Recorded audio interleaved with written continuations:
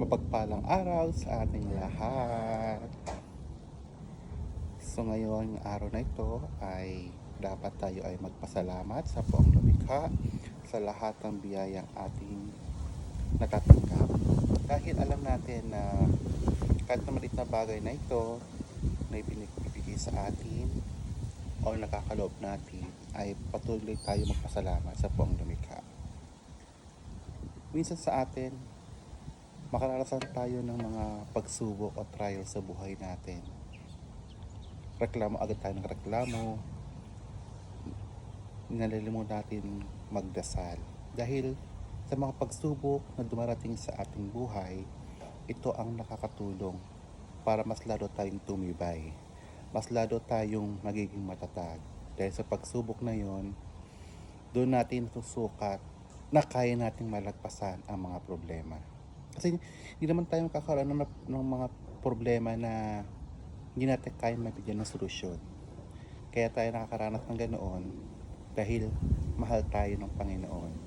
Dahil alam natin na papagtatagumpayan natin ang lahat ng pagsubok sa ating buhay. Ganoon tayo dapat, di ba? Kasi nga sa atin, pag nakaranas tayo, may sasabihin natin, at ako na naman, bakit ito na naman? Ito na naman yung mga pagsubok sa akin. Hindi na naubos ang pagsubok sa buhay ko. Pero hindi natin nare-realize, dapat isipin natin na maging positive na impact sa buhay natin yung naranasan natin. Kasi nga wala eh. Ganyan tayo, lagi tayong reklamo ng reklamo. Hindi natin iniisip o nagkagawa tayo ng solusyon para patuloy na malagpasan natin ang problema. Ganoon dapat ang ginagawa natin, di ba? Kasi nga, especially ibang mga kabataan ngayon, makaranas ng mga problema. Nagkakaroon na sila ng lagi sila nai-stress, di ba? Kasi nagkakaroon ng anxiety. Pero dahil sa ganoon, maging matatag tayo dapat, matuto tayo sa buhay natin. Lahat ng naranasan natin, kaya nating malagpasan yan. Lagi may solusyon sa buhay. Ganoon tayo. Kaya natin lagi yan. Kaya dapat magtiwala tayo sa kakayahan natin.